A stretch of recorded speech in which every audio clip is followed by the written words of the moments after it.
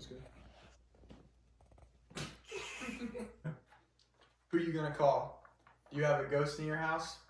Are ghosts even real, or are they just the old caretaker next door in a mask? These thoughts have surely entered your mind once or twice in the past. Almost 1 in 5 people in the United States said they've been in the presence of a ghost from sciencenewsschool.org. That is about 66 million Americans. This many eyewitnesses is hard to ignore. In this discussion, we are going to look into evidence, personal experience, and photographs of spirits. I'm going to convince you that ghosts do in fact exist. First, photographs offer compelling evidence that something was there even when the photographer may not be able to see anyone. In 1996, Terry Canton took a photo of a friend dressed like a cowboy in a graveyard, as you guys can see right here. The picture revealed that the torso and the head of another man behind him, which is right there in the same thing. Clanton was unable to reproduce the legless figure ever again. And then another example I'm going to show you right here was a boy named John Defeo, and the picture was taken in 1976, and it shows him standing near the stairs. It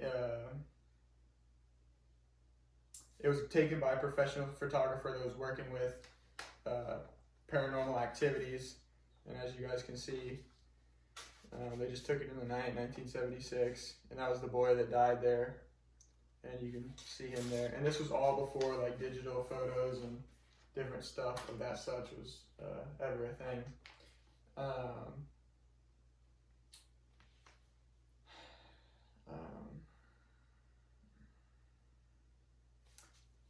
And then the last one was a squadron of military men, and they went to the funeral of one of their soldiers that passed away.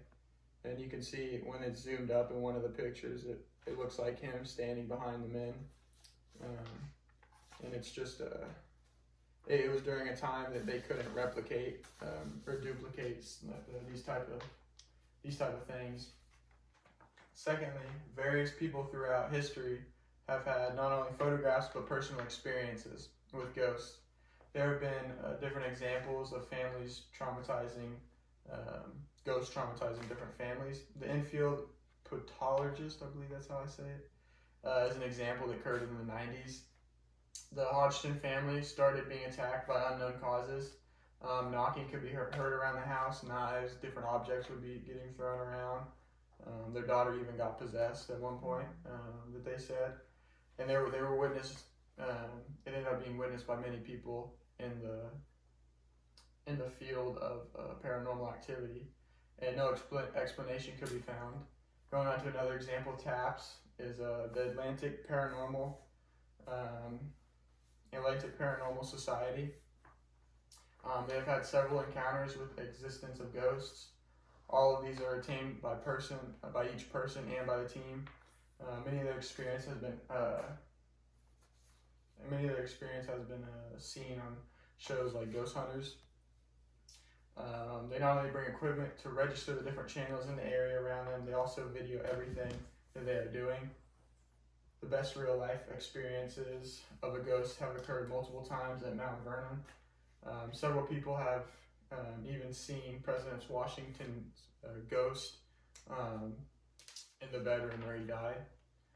And I quote, "They all agree that Washington visits his chambers in the still watches of the night," says mountvernon.org. Finally, getting on to the last point, many tools are used to help determine if there's irregularities to see when people feel or see something unusual. I've already mentioned the use of both visible light photography and infrared photography. Ghost hunters use digital thermometers to register changes in temperature. EMF meters note changes in electromagnetic forces to see when a spirit is there. Microphones are highly sensitive equipment that are able to hear ghosts very well. Dr. Colvin is a researcher, and he analyzed different recordings. Dr. Colvin said The sounds produced by ghosts during hauntings are paranormal. Their acoustic waveforms are completely different, and I can't find the conventional explanation for my work. To be honest, we are completely stumped. We did not expect to find these results, is what he said.